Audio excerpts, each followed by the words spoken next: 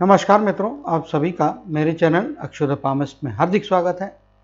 ये एक महिला का हाथ है और इनके भी दोनों ही हाथ लेके आपके समक्ष में उपस्थित हो रहा हूँ। उसका कारण ये है कि दोनों हाथों की लकीरों में स्पेशली इस एरिया को आप यदि ऑब्जर्व करेंगे तो लाइफ लाइन के अंदर में काफ़ी बड़े डिफरेंसेस यहाँ पे दिखाई दे रहा है।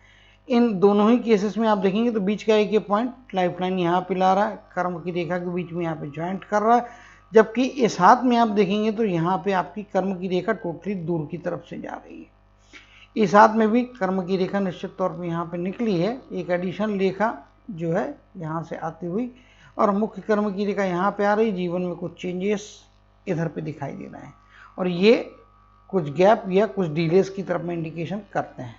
बट अगर आप इनके हाथ में यदि देखने को जाएंगे और ये प्रोफेशनल है तो इनके हम राइट हैंड को रेफर करना पड़ेगा, क्योंकि ये प्रोफेशन में और एक अथॉरिटी होंगी, एक अपना हक रखती हैं। तो डेफिनेटली यहाँ पे हम राइट हैंड को तो देखेंगे, लेकिन लेफ्ट हैंड क्यों यहाँ पे लेके आ रहा हूँ, आप ये भाग को देखिए, ये भाग यहाँ पे अलग दिखाई दे रहा है। अब यहाँ से देखेंगे तो इधर में आपकी रेखा यहाँ पे चल रही है, एक अन्य रेखा यहाँ से जुड़ती हुई दिखाई दे रही है जो यहाँ पे चेंजेस ला रही है और इंडिकेट कर रही है 50 के बाद का पीरियड। जब लाइफ लाइन की हम स्टडी करेंगे तो उसके ऊपर में और ज़्यादा कॉन्सेंट्रेट करेंगे। लेकिन चूंकि दोनों हाथ क्यों लेके आ रहा हूँ, अब दूसरा पॉइंट यहाँ पे जाता है, कुछ डिफरेंसेस की चर्चा कर ली तो कुछ सिग्निफिकेंस की भी। अगर ये इधर में आप देखें, इधर में आप देखें ऑलमोस्ट सिमिलर लाइंस, यहाँ से आप देखेंगे तो ये चीज़ें आपको ऑलमोस्ट सिमिलर दिख रही है और ये राइट हैंड में ज़्यादा मजबूत दिखाई दे रही है। तो लेफ्ट हैंड में लाइफ लाइन के हिसाब से देखेंगे तो लेफ्ट हैंड में लाइफ लाइन की ज़्यादा मजबूत है, ऑब्स्टेकल्स जो है आपके राइट हैंड में ज़्यादा मजबूत दिखाई दे रहा है और प्रोग्रेस की पॉसिबिलिटीज़ भी आपकी राइट हैंड में ज़्यादा बेहतर दिखाई दे रही है। तो जो है आप मेरे हिसाब से राइट हैंड वर्किंग ही आपके लिए फ़ायदे की है और राइट हैंड ही आपके लिए ज़्यादा मजबूत हाथ है जो आपके वर्किंग के कारण में रेखाओं के रूप में यहाँ पे दिखाई दे रहा है। चलिए आगे स्टडी करेंगे, हम राइट हैंड की करेंगे, मगर अभी कुछ चीज़ें जो कंपेयर करना उसको हम दोनों हाथ से यहाँ पे कर सकते हैं, जो मैक्सिमम यहाँ पे देख सकते हैं। पहली चीज़ है सूर्य प्रधान व्यक्तित्व हैं और ये कार्य गुरु के क्षेत्र में कर रही है, तो उसका भी एक कारण है क्योंकि इनके गुरु का माउंट काफ़ी तगड़ा और मजबूत यहाँ पे दिखाई दे रहा है। दोनों ही हाथों में आप देखेंगे तो गुरु का माउंट अपने आप में काफ़ी मजबूत है। फिर आप यहाँ पे इनकी माइंड लाइन की बात करेंगे तो इनकी माइंड लाइन आप देखेंगे दोनों ही हाथ में जीवन रेखा से अलग हटके निकल के जा रही है। ऐसे व्यक्ति जो होते हैं एक यूनिक पर्सनालिटी होती है और बचपन से ही थोड़े स्वतंत्र ख्यालों के होते हैं। इनकी बौद्धिक क्षमताएं बचपन से ही काफ़ी मजबूत और अच्छी होती है, इसमें कोई दो मत नहीं है। कुछ हद तक जिद्दीपन और आदेशात्मक रवैया भी इनके पर्सनालिटी के ऊपर में हावी होता है। आमतौर पर इनके एक्सपेक्टेशंस ऐसे रहते हैं कि ये आपके आदेश देंगे, सामने वाला उसका पालन करें।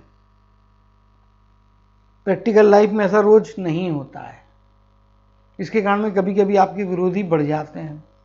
इस आपकी मेंटालिटी पे आदेशात्मक और जो एक्सपेक्टेशन रहते कि लोग आपकी बात माने और आपके हिसाब से चले और आपके हाथ के अधीन रहें, आपके आदेश के अधीन रहें, ऐसा नहीं होने वाला है। कुछ जगह आपको विरोध का सामना करना पड़ेगा। ये रिपीटेडली मैं इसलिए बता रहा हूँ कि इस आदत पे आपको चेक रखना जरूरी है, जिससे आप दुश्मनों की संख्या कम कर पाएंगे और आपके जीवन में कंफर्ट और कन्वीनियंस के रास्ते ज़्यादा बेहतर ओपन होंगे। तो ये कहने के लिए तो छोटा चेंज है बट महत्वपूर्ण चेंज है। इसको अडॉप्ट करने से आपको जीवन में काफ़ी आसानियां प्राप्त हो सकती हैं, एक बात है। दूसरी चीज़, क्यों आपको इस पर मैं और ज़्यादा भार दे रहा हूँ, अगर आप देखेंगे तो अंगूठे में एक सीधापन है, बीच के पार्ट में आप देखेंगे तो एक मजबूती दिखाई दे रही है दोनों ही हाथ में, और ये इंडिकेट करती है कि आप में डिटर्मिनेशन के साथ साथ में जिद्दीपन भी है। डिटर्मिनेशन अच्छी बात है, बट जिद्दीपन यानी चीज़ों को पकड़ के रखने की आदत। घटनाओं को आप आसानी से भूलेंगे नहीं, लोगों को आसानी से माफ नहीं करेंगे, तो इसमें भी थोड़ा टोन डाउन करेंगे तो उससे आपको लाभ होंगे। आज नहीं है तो कल ये चीज़ आपके ऊपर में हावी होने का खतरा बनता है। मेरे हिसाब से तो आज भी है और ये चीज़ बचपन से आपके लिए इफेक्टिव रही होगी। तो थोड़ा ईगो को कंट्रोल करना है, आदेशात्मक रवैया में आप एक्सपेक्टेशन थोड़े से टोन डाउन करना है, और जहाँ पे आपको शासन करने की या आदेश देने की इच्छा बहुत ज़्यादा हावी होती है, उन परिस्थितियों से आपको बचना है। तो आपके जीवन में कंफर्ट कन्वीनियंस के रास्ते ज़्यादा बेहतर आपको दिखाई देंगे। जहाँ तक आपके बोलने चालने की क्षमता है तो आपके राइट हैंड में ज़्यादा बेहतर है, ये आपके अपना स्किल है, अपना हुनर है।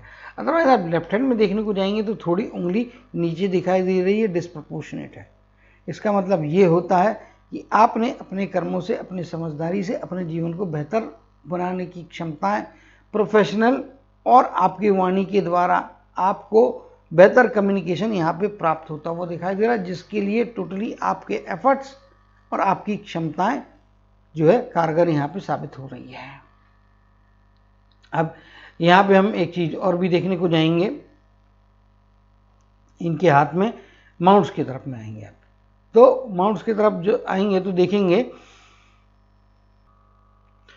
ग्रहों के रूप में किस प्रकार की संभावना। जैसा कि मैंने पहले बता दिया था, गुरु का पर्वत काफी मजबूत पर्वत है और राइट हैंड में ज्यादा ताकतवर है।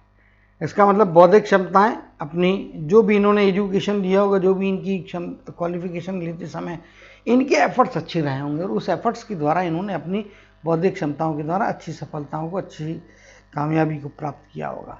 इनके बौद्धिक निर्णय भी काफ़ी अच्छे तगड़े मजबूत यहाँ पे दिखाई दे रहे हैं। शनि का पर्वत भी आपका एवरेज से बेहतर है। उभार की मात्रा यहाँ पे इतनी तो है कि इनको मेहनती बनाएगी।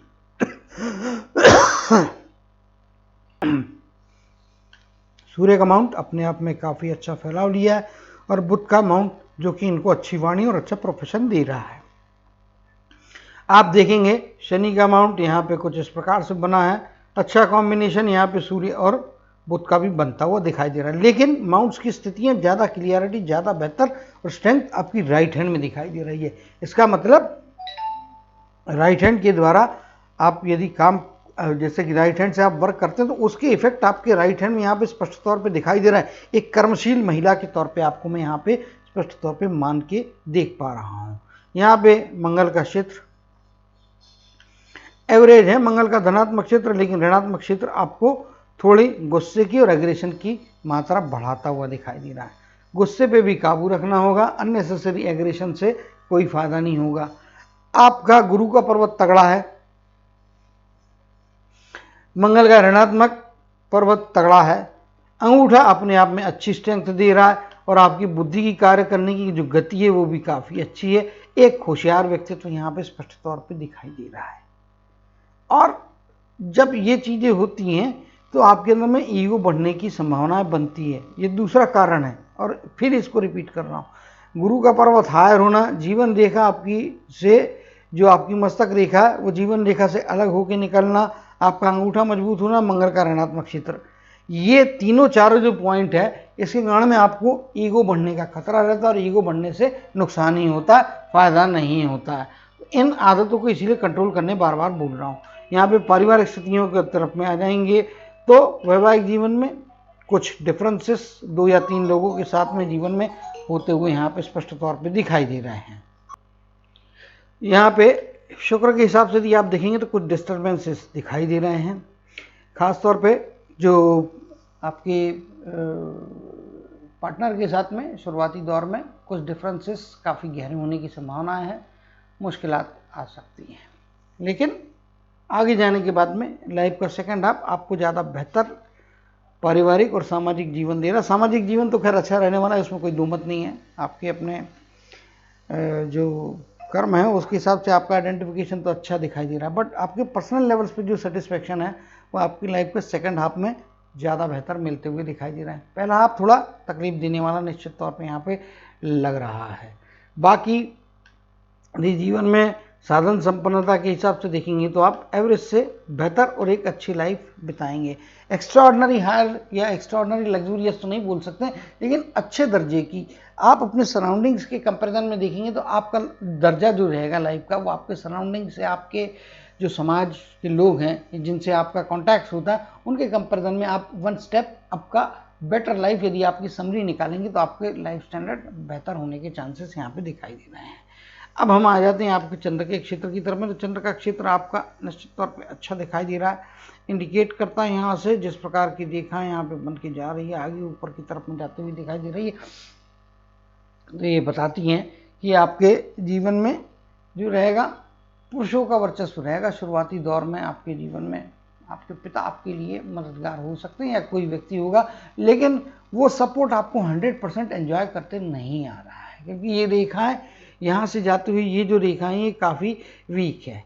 इसके कारण में आपको जो एंजॉयमेंट मिलना चाहिए, जो हक मिलना, जो मतलब एक्सपीरियंस होना चाहिए आपके जीवन में आपके परिवार के पुरुष सदस्यों की तरफ से बचपन में भी, वो उतना तगड़ा नहीं है। हालांकि फेवरेबल वो रहेंगे, बट वो सपोर्ट में थोड़ी कमियां हो सकती है। यूटिलाइजेशन आपका 50% लेवल का ही रहेगा। चलिए, तो यहाँ से जो चीज़ें हैं वो यूटिलाइजेशन उतना अच्छा या प्रॉपर नहीं हो पाया। एक बात और भी है, यहाँ पे इनके हाथ में जो बताने वाली चीज़ है, ये जिस प्रकार से रेखा यहाँ पे चंद्र का क्षेत्र मैंने मार्क किया, ये रेखा इनको थोड़ा एक बात में सतर्क करना चाहिए, क्योंकि ये ब्रेन लाइन में भी मिल रही है, कर्म की रेखा में भी मिलती हुई रेखा है। इसीलिए इनको एक्सेसिव इमेजिनेशन से बचने की ज़रूरत है।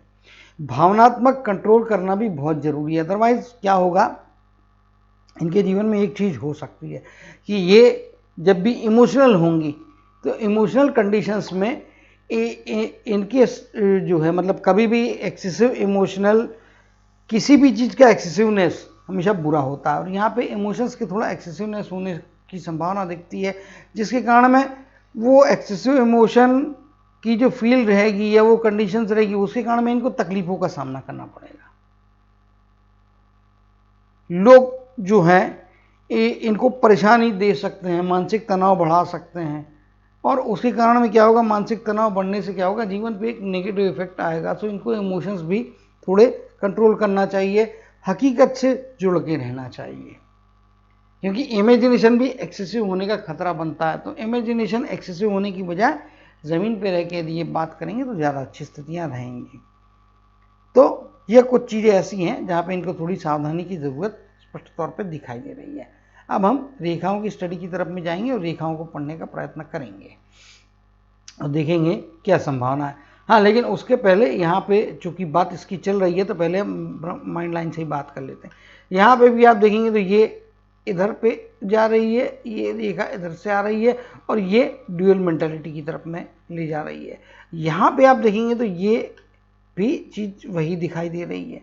जब दो फाक हो जाते हैं आपकी लाइन के किसी भी, तो क्या होते हैं, ये अगर पैरेलल एक दूसरे के साथ में चलती, दूसरी रेखा भी आती और ऐसी चलती रहती, या दूसरी रेखा आके ऐसी ऊपर की तरफ में होती, तो ये बेनिफिट कराती है। यहाँ पे दो फाक हो जाना मतलब आपको कंफ्यूज कर सकती हैं, और वो मिड लाइफ के बाद में ऐसी कंफ्यूजन या दो राय की स्थितियाँ आ सकती हैं। कई बार आपकी डिसीजन मेकिंग के ऊपर में इसके एडवर्स इफेक्ट भी हो सकते हैं। यहाँ पे केयरफुल रहने की आवश्यकता निश्चित तौर पे है, क्योंकि ये पॉइंट आप देखेंगे तो यहाँ से फिर वही चीज़ हो जा रही है, ये दो फाक हो जा रहा है और गैप बहुत बड़ा है। इवन यहाँ पे भी आप देखेंगे तो इसके दो फाक हो गए हैं, ये गैप बड़ा है, ये गैप ज़्यादा है, तो इसके कारण में कन्फ्यूजन्स हो सकते हैं। यहाँ पे हाफ ऑफ द लाइफ के बाद में कुछ डिसीजन मेकिंग को लेके कन्फ्यूजन्स रहेंगे, तो वहाँ पे थोड़ा केयरफुली कदम रखने की आवश्यकता यहाँ पे स्पष्ट तौर पे दिखाई दे रही है। सोच समझ के निर्णय लें, कैलकुलेट करें, एक नहीं 4 बार चीज़ों को कैलकुलेट करें। उसके बाद में जीवन के हर महत्वपूर्ण निर्णय को एक बार नहीं 4 बार रिव्यू करना जरूरी है, क्योंकि दो थॉट रहेंगे इनके मन में हमेशा। तो जो प्रैक्टिकल थॉट है, और प्रैक्टिकल थॉट यहाँ पे ये मंगल की तरफ में आने वाली रेखा दे रही है। यहाँ पे भी आप देखेंगे तो ये रेखा मंगल के क्षेत्र की तरफ में आ रही है। ये रेखा यानी कि आपको प्रैक्टिकल थॉट को महत्व देना है। इमोशनल जो भी चीज़ें हैं वो आपके लिए नुकसानदेह रहेगी, वो आपको हकीकत से दूर ले जाएगी। तो इमोशनल होने से बचना है, इमोशनल डिसीजन भी नहीं लेना है। भैया किसी परिवार के सदस्य को खुश करने के चक्कर में, आप उसको खुश करने के चक्कर में यदि कोई निर्णय लेती है तो वो आपको महंगा पड़ेगा, आपको तकलीफ देगा, आपको दुखी कर सकता है। उसके बदले में आप यदि प्रैक्टिकल कैलकुलेटिव निर्णय लें और ये एक्टिविटीज से मेरे को एक्चुअल करना चाहिए कि नहीं करना चाहिए, इसका कौन सा लाभ है, इसका कौन सा नुकसान है, इसके लॉन्ग टर्म में क्या बेनिफिट्स हो सकते हैं या लॉन्ग टर्म में इसके क्या ड्रॉबैक्स हो सकते हैं, और उससे मैं कैसे इफेक्टेड होंगी, ये कैलकुलेशंस करना आपके लिए ज़रूरी है। अदरवाइज कन्फ्यूजन्स में तकलीफ बढ़ जाएगी। दूसरों की सलाह ना माने, आप अपने खुद पे भरोसा करके खुद के कैलकुलेशंस के हिसाब से निर्णय लें तो आपको ज़्यादा फायदे कराएंगे। दूसरों की बात मानना भी आपको कन्फ्यूजन बढ़ाएगी, तकलीफ दे देगी। यहाँ पे प्रैक्टिकलिटी की ज़रूरत है। अब हार्ट लाइन की बात कर लेते हैं। हार्ट लाइन को भी आप देखेंगे तो ये इनको थोड़ी भौतिकतावादी या चीज़ों के जो भौतिक संसाधन है उनको प्राप्त करने की चाहत से के लिए इनसे काफ़ी मेहनत करवा सकती है, और वो मेहनत इनके जीवन में इनके सफलता के दरवाजे भी खोलेगी। तो जो आपका दिल है वो आपको अच्छी लाइफ की तरफ में खींचेगा। नथिंग रॉन्ग, आज का फिजिकल वर्ल्ड है, भौतिक संसाधनों का वर्ल्ड है। जितने संसाधन होंगे लाइफ आपकी उतनी आसान होंगी। तो वो अच्छे साधन आपके जीवन में अच्छे जीवन के आपके जीवन में आपके स्टैंडर्ड ऑफ लिविंग को बढ़ाने वाले हैं। उसके लिए मेहनत करना, उसके पीछे दौड़ना मैं कोई गलत नहीं मानता हूँ। ये एक सफलता की तरफ में ले जाने वाला है। कंपटीशन में आपको सक्सेस दिलाने के लिए अधिक से अधिक एफर्ट कराने वाली मेंटालिटी आपको यहाँ पे मिलती है। करना चाहिए, कंपटीशन जीतने की कोशिश हर एक ने करना चाहिए आज की दुनिया, लेकिन प्रॉपर और राइट वे में, गलत तरीके से नहीं, गलत उद्देश्य के साथ नहीं, अच्छे उद्देश्य के साथ अच्छे तरीके से आप कंपटीशन करें। डेफिनेटली आपको प्रोग्रेस देने वाली और सेटिस्फेक्शन देने वाली रहेगी, शांति देने वाली रहेगी। तो ये चीज़ यहाँ पे स्पष्ट तौर पे दिखाई दे रही है। अगर आप इनके स्वास्थ्य का बात करेंगे तो स्वास्थ्य लेवल्स अच्छे हैं, फिटनेस लेवल्स अच्छे हैं, एकदम कंसिस्टेंट लाइन है। दोनों ही हाथों में आप देखेंगे कंसिस्टेंट लाइन है। लेफ्ट हैंड में थोड़ा ओल्डर एज में जाने के बाद में तकलीफ है, और राइट हैंड में भी ओल्डर एज में जाने के बाद में कुछ परेशानियां हो सकती हैं, जो एक नेचुरल और नॉर्मल प्रोसेस है। इसके लिए नेचुरल और नॉर्मल प्रोसेस में बोल रहा हूँ क्योंकि भाई ऐसा है, ओल्ड एज में जाने के बाद में सभी की यहाँ पे शारीरिक क्षमताएं कम होती है और तकलीफ़ें बढ़ती हैं। हमारा खान पान, हमारा वातावरण, भारतीय कल्चर, ये सारी चीज़ों को कंसिडर करेंगे तो लाइफ 60 के बाद की जो होती है वो धीरे धीरे आपकी तकलीफ़ें बढ़ाने वाली होती है और मुश्किलात आगे आपकी फिजिकल कंडीशंस को वीक करने वाली होती है। तो चीज़ें वही आपके हाथ में होंगी, बाकी ऐसे कोई एबनॉर्मल चीज़ यहाँ पे हॉस्पिटलाइजेशन या बाकी तकलीफ ऐसी दिखाई नहीं दे रही है। फिटनेस लेवल्स आपके अच्छे रहेंगे, रिकवरी सिस्टम अच्छी रहेगी। तकलीफ कोई आती भी है स्वास्थ्य की तो आपकी रिकवरी उसमें बेटर होके आप फिर से पुराने एनर्जी लेवल्स को प्राप्त करेंगे, और ओल्डर एज में भी आपको फिजिकल फिटनेस लेवल्स अच्छा रहने वाला है। ये भी एक किस्मत की बात है, सबको नहीं होता है, सबके बारे में हम ये नहीं बोल पाते हैं। आमतौर पे देखता हूँ कहीं किसी का ऑपरेशन होने की संभावना है, स्वास्थ्य में गिरावट आएगी, परेशानी होगी, और 50 चीज़ें और भी होती हैं जो आपकी शारीरिक क्षमता को कम करती हैं। यहाँ पे आपकी शारीरिक क्षमताएं बेहतर रहेंगी। आम आदमी के कंपेरिजन में काफ़ी अच्छा फिटनेस और अच्छे दर्जेदार फिटनेस लेवल्स को आप मेंटेन करते हुए लाइफ का स्पैन आपका रहेगा। यहाँ पे देखेंगे, अब लाइफ लाइन की तरफ में आ जाते हैं, और लाइफ लाइन की तरफ में आते हैं तो देखेंगे लाइफ लाइन इस प्रकार से चलती हुई यहाँ पे आ रही है, और नियर अबाउट अगर आप देखेंगे तो लाइफ लाइन का जो स्पैन है वो लगभग 80 के आसपास का है, 77, 78, 80 को क्रॉस नहीं करेगा। 80 से साल 2 साल कम ही रहेगा, लेकिन प्रैक्टिकल कैलकुलेशन पर्पज़ के लिए राउंड अप फिगर पकड़ते हैं तो हम 80 के आसपास में, इस 75 से आगे जा रही 78, तो उसके मुताबिक 80 कैलकुलेशन पर्पज़ के लिए अगर कहीं ज़रूरत पड़ेगी और लेना पड़ेगी तो वही कंसिडर करेंगे।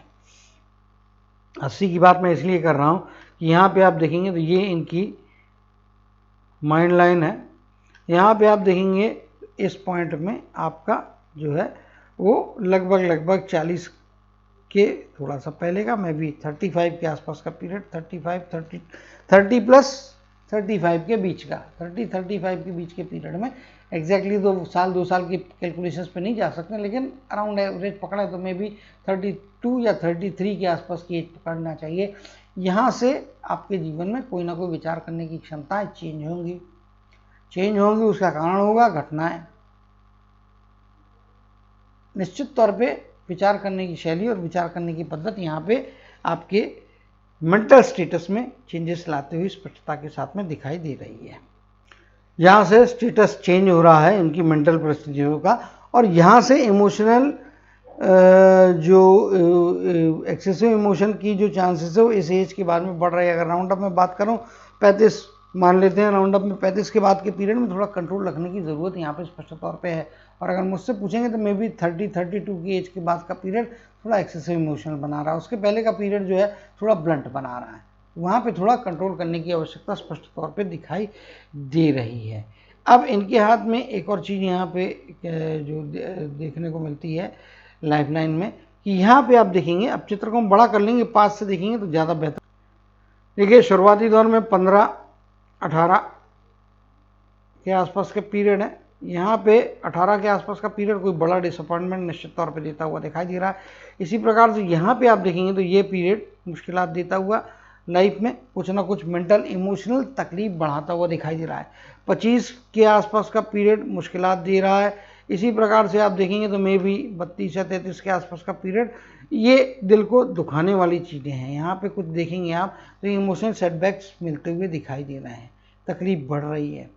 इवन आप यहाँ पे देखेंगे तो 20 से लेके तो 25-26 के आसपास का पीरियड, यहाँ पे तनाव अपना एक रोल प्ले करते रहेगा निश्चित तौर पे, और ये इनको तकलीफ देने वाला है। यहाँ पे कुछ डिसअपॉइंटमेंट्स निश्चित तौर पे परिवार को लेके खास तौर पे होते हुए दिखाई दे रहे हैं। आगे चलेंगे और अभी की एज के मुताबिक जो है चीज़ों को उस हिसाब से देखेंगे। ये रिस्ट्रिक्शन ऑब्स्टिकल्स है और जीवन में कुछ समय के लिए इमोशनल सेटबैक के साथ, खास तौर पे ये वाला जो टाइम है, इस पीरियड को यदि आप पकड़ते हैं तो यहाँ पे मे बी ये जो है 23 या 24 के आसपास का पीरियड है, यहाँ पर डिसअपॉइंटमेंट होगा, थोड़ा बड़ा होगा, तकलीफ देने वाला, इमोशनल कुछ ना कुछ ऐसी चीज़ होगी जो जीवन में कुछ समय के लिए जीवन की प्रोग्रेस को, जीवन की धारा को रोकेगी, थामेगी या स्लो कर देगी। आगे आप निकल के उससे रिकवरी कर रहे हैं। फिर आप देखेंगे तो मे बी 36 के आसपास का पीरियड ऐसा है लाइफ में जो इनको एक कुछ बेहतरी की तरफ में ले जाता है, वो जंप मार के कुछ ना कुछ चेंजेस की तरफ में ले जाता हुआ दिखाई दे रहा है, जो बेहतरी प्रोवाइड कर रहा है। यहाँ पे आप देखेंगे ये लगभग आप पकड़ के चलिए 44 या 45 के आसपास की एज है। ये पीरियड के दरमियान में भी आप देखेंगे तो 39 से लेके तो लगभग 46, 47, 48 का पीरियड है। यहाँ पे भी कुछ तनाव की स्थितियाँ, दबाव की स्थितियाँ अवश्य तौर पे बन रही हैं, लेकिन इन तनाव और दबाव के बीच में भी आप लगभग 45 के आसपास की एज, राउंड अप में बात करूँ -1 ईयर, 44 हो सकता है, उसका 43 नहीं होगा, 44.5 का पीरियड एक एवरेज में मान के चलना चाहिए।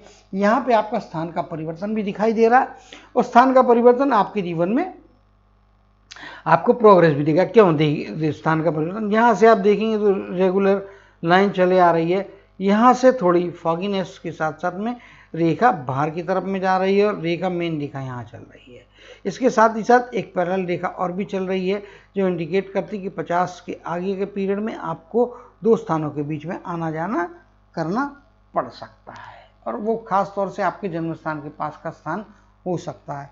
कुछ समय ऐसा रहेगा जिसमें आपको जन्म स्थान से दूर जाना पड़ेगा, फिर आप जन्म स्थान की तरफ में वापस लौट के आ रहे हैं। और अभी जो कुछ भी है उसके स्थान का परिवर्तन, आपका क्वेश्चन भी है कि ट्रांसफर से संबंधित चीज़ें, मेरे हिसाब से लगभग 44 का पीरियड आप पकड़ लीजिए, 6 महीना आगे पीछे कर सकते हैं मैक्सिमम। इस पीरियड के दौरान 44.5 मेरे हिसाब से ज़्यादा अप्रोप्रिएट है, बट संभावना 44 की एज से यहाँ पे चालू होकर आपको मिल सकती है। ट्रांसफ़र निश्चित तौर पर होगी, ट्रांसफ़र के साथ साथ में प्रमोशन भी एक साथ चीज़ें मिलने की संभावना यहाँ पे बन रही है, जो आपको फ़ायदे करा सकती है। इसके बाद में आप देखेंगे तो यहाँ पे जीवन रेखा में पैरेलल भी कुछ यहाँ पे रेखा बाहर की तरफ में फॉगीनेस बन रही है, जो 50 से लेके में भी आपका 57 के आसपास का पीरियड है। इस पीरियड में बाहरी व्यक्ति की सहायता भी आपको करा रहा है, जो आपको इमोशनल सपोर्ट देगा। क्योंकि आपके जीवन में क्या हो रहा है, फॉगी जब चीज़ें होती है, फॉग बनता है तो क्या होता है, कन्फ्यूजन्स, धुंध आती है, तब आपके दिल और दिमाग के ऊपर में तनाव या दबाव बढ़ते हैं। उसको सेटल कराने के लिए आपके जीवन में इस पीरियड में कोई ना कोई व्यक्ति रहेगा जो आपके रिश्तेदार नहीं रहेंगे, वो आपके लिए उनकी सलाह माने, वो आपके लिए फ़ायदे के नहीं है, और आपको जीवन में अच्छा सपोर्ट प्रोवाइड करेंगे। ओल्डर एज में जाएंगे तो आपके जीवन में ओल्डर एज में जाने के बाद में यहाँ पे आप पकड़ेंगे तो लगभग 63 के आसपास की आयु, यहाँ पे बड़ा अमाउंट या बड़ा पैसा मिलता हुआ दिखाई दे रहा है। यानी कि संभवतः हो सकता है कि आपके जीवन में जब आप रिटायरमेंट की एज में जाती तो रिटायरमेंट में भी एक्सटेंशन मिलके 2-3 साल का आगे का पीरियड आपको काम करना पड़ सकता है। इसीलिए आपको जो सेटलमेंट का पैसा है या रिटायरमेंट जो है आप काम से, वो मेरे हिसाब से 62 या 63 के आसपास की आयु तक में आप काम करते हुए दिखाई दे रहे हैं। वहाँ पे आपको 63 के आसपास की एज में भी अच्छा पैसा, अच्छा अमाउंट मिलता हुआ दिखाई दे रहा है। इसका मतलब बीच का पीरियड कैसे रहेगा, तो यहाँ से 44 के पीरियड से लेके एक स्टेबिलिटी रहेगी। 50 के आसपास का पीरियड बाहरी व्यक्ति के द्वारा आपको अगले 7-8 साल का पीरियड आपको अच्छा साथ दिलाएगा। इनकी सलाह मानने से आपके जीवन में स्टेबिलिटी भी रहेगी, फायदे भी रहेंगे, जो आपके जीवन में आपको बेटरमेंट प्रोवाइड करते हुए दिखाई दे रहा है। तो ये कुछ बातें हैं आपके लिए अच्छी हैं। यहाँ पे आप देखेंगे, अब कर्म के क्षेत्र की तरफ में आ जाते हैं। कर्म के क्षेत्र में देखेंगे तो रेखाएं यहाँ पे जो है इस प्रकार से बन रही हैं और बहुत फीकी रेखाएं। इसका मतलब भाग्य के साथ जितना मिलना चाहिए, जिस प्रकार से मिलना चाहिए, उतना नहीं मिल रहा है। अपने बलबूते पे आप जो कर रही हैं वो कर सकती हैं। इसका ये मतलब नहीं होता है कि आप दुर्भाग्यशाली होते हैं, क्योंकि एक भाई साहब ने कुछ ऐसा कुछ लिखा था, तो उनको भी यहाँ पे बताना चाहूँगा कि अगर मैंने कहा है कि आपके हाथ में कर्म की रेखा अलग से बहुत मजबूत नहीं बनी है, तो आपको अपने बलबूते पे चीज़ें ज़्यादा करना पड़ेंगी। अब इसमें आपके दिल और दिमाग की क्षमताएं होती हैं। कर्म की रेखा, भाग्य की रेखा इफेक्टिव होने का मतलब क्या होता है, आप जो कर्म कर रहे हैं उसमें एक्स्ट्रा जो है आपको 10-5% मिलना, या कभी कभी 80% इफिशियंसी में काम करने के बावजूद भी आपको 100% के रिजल्ट मिल जाते हैं। ये जो 10-20% एक्स्ट्रा मिलता है, ये आपकी कर्म की रेखा का चमत्कार होता है। अगर किसी व्यक्ति के हाथ में कर्म की रेखा नहीं रहेगी तो उसका ऐसा रहता है, जितना करेगा उतना पाएगा। 100 का किया है तो 100 ही पाएगा, वो 99 भी हो सकता है और 101 भी हो सकता है। वेरिएशन आया अभी तो इतना कम रहेगा कि वो नेग्लिजिबल वेरिएशन रहेगा। तो ना उसको नुकसान की बहुत बड़ी स्थितियां बोल सकते, ना ही उसको फायदे की बहुत बड़ी स्थितियां बोल सकते हैं।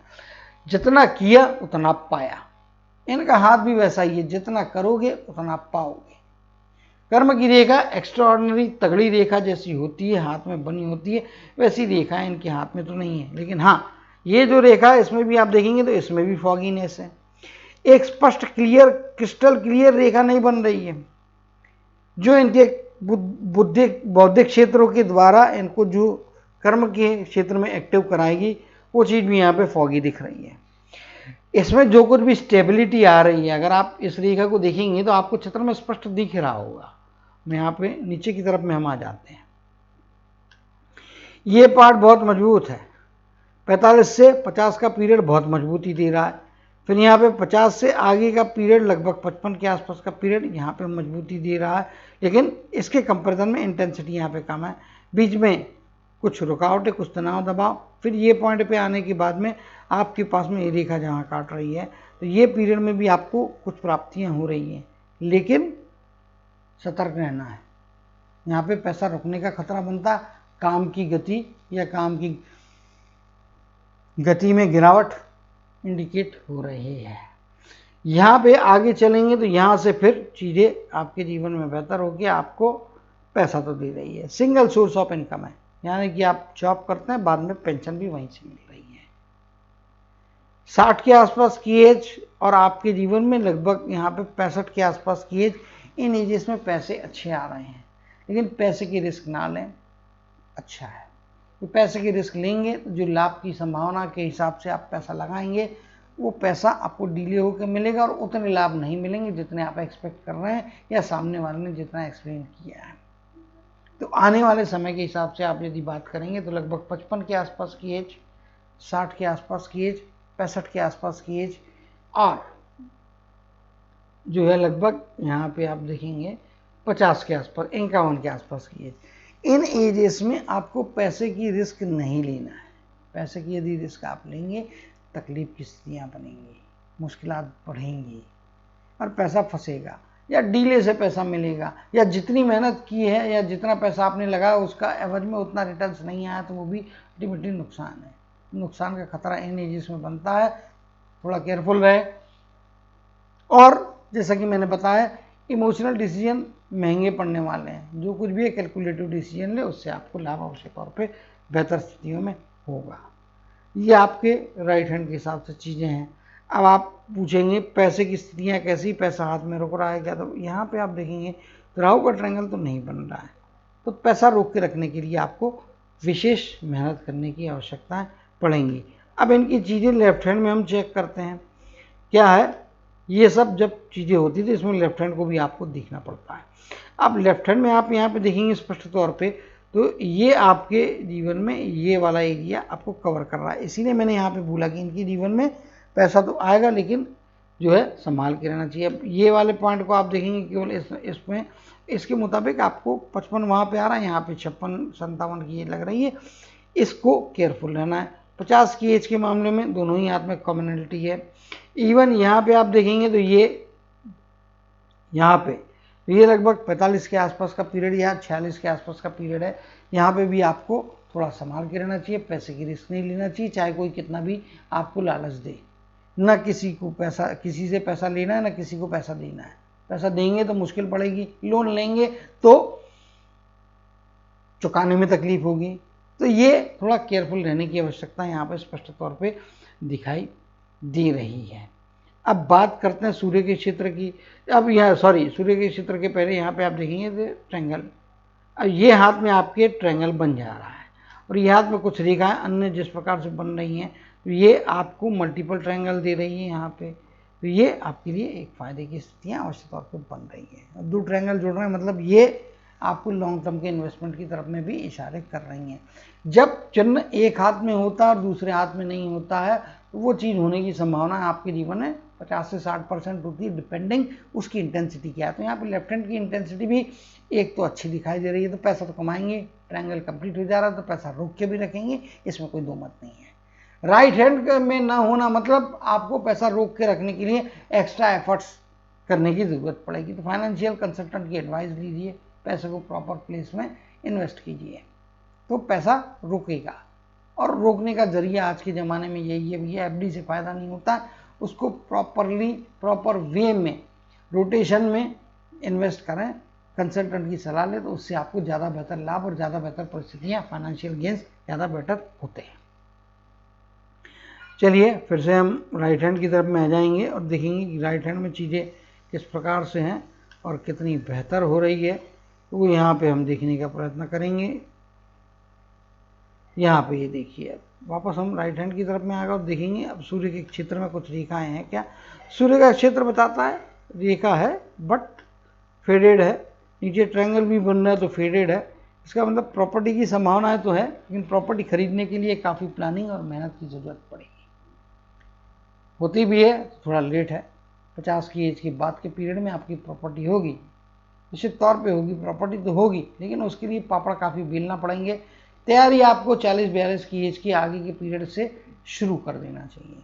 45 की एज कोई ना कोई ब्रेक थ्रू दे सकता है जहाँ से आपकी उम्मीद जगेगी, और 45 की एज ब्रेक थ्रू देती है। यहाँ पे 44-45 में प्रमोशन मिल रहा है, वापस आपकी जो है जगह स्थान का परिवर्तन हो रहा है और यहाँ से स्थितियाँ आपको बेहतरी की तरफ में ले जाएंगी।